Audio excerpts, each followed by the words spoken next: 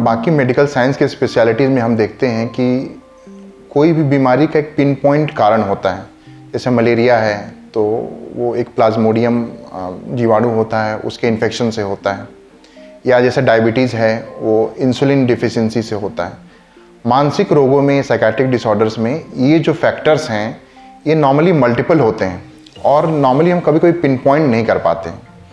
इन factors को हम 3 भागों में डिवाइड कर सकते हैं। कुछ बायोलॉजिकल फैक्टर्स होते हैं, कुछ साइकोलॉजिकल फैक्टर्स होते हैं और कुछ सोशल फैक्टर्स होते हैं। इसीलिए मानसिक बीमारियों के जो कारण हैं इसको हम बायो साइको सोशल मॉडल कहते हैं।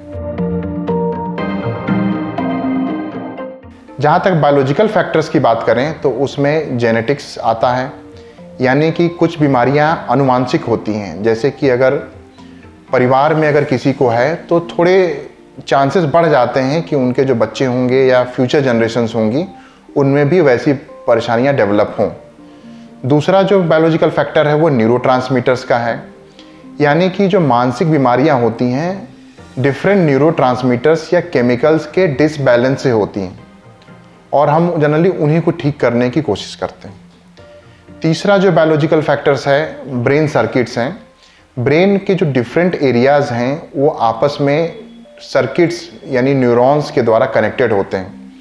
अगर ब्रेन के किसी एक हिस्से में दिक्कत आती है तो वो दिक्कत ब्रेन के दूसरे हिस्सों तक में ही पहुंच जाती है और इन ब्रेन सर्किट्स में जो डिस्टर्बेंस होती है वो भी मानसिक बीमारियों को जन्म देती है। चौथा जो बायोलॉजिकल फैक्टर्स है वो नशे का सेवन है। नशा जब भी किसी फॉर्म में हो, या तो अल्कोहल हो, कैनबिस हो, हेरोइन हो या अन्य कोई भी नशा हो, वो ब्रेन के न्यूरॉन्स पे नेगेटिव या नकारात्मक प्रभाव डालती है जिससे बीमारियों के बढ़ने के चांसेस बढ़ जाते हैं। नेक्स्ट जो बायोलॉजिकल फैक्टर्स है वो है बर्थ कॉम्प्लिकेशंस। कई बार जन्म लेते समय बच्चों को कुछ बर्थ रिलेटेड कॉम्प्लिकेशन हो जाती हैं जिससे उसके ब्रेन में ऑक्सीजन नहीं पहुंच पाती है और वो भी आगे चल के मानसिक बीमारियों को जन्म देता है। तो ये मुख्यतः बायोलॉजिकल फैक्टर्स हैं।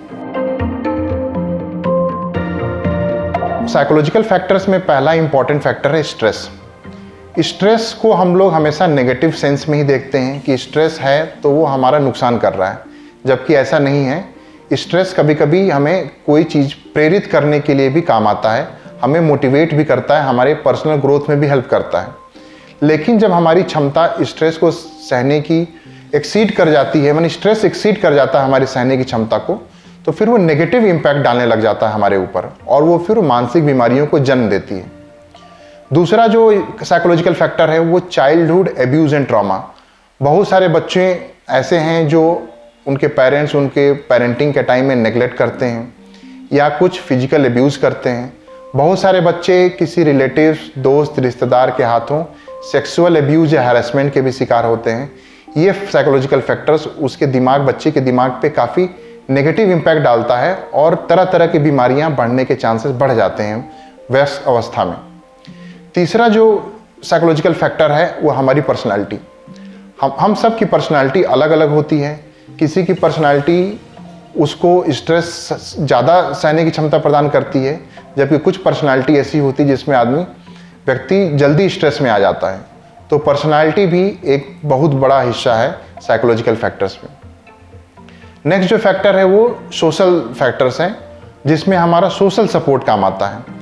ऐसा देखा गया है कि जिन व्यक्तियों के सोशल सपोर्ट सिस्टम स्ट्रांग होते हैं, जिनके परिवार में या उनके मित्र जिनके ज़्यादा होते हैं या उनके कोलीग्स जो सपोर्टिव होते हैं उनके वर्क प्लेस में, या जो मैरिड होते हैं, उनमें मानसिक बीमारियों की जो इंसिडेंस और प्रेवलेंस है वो काफ़ी कम देखी गई है।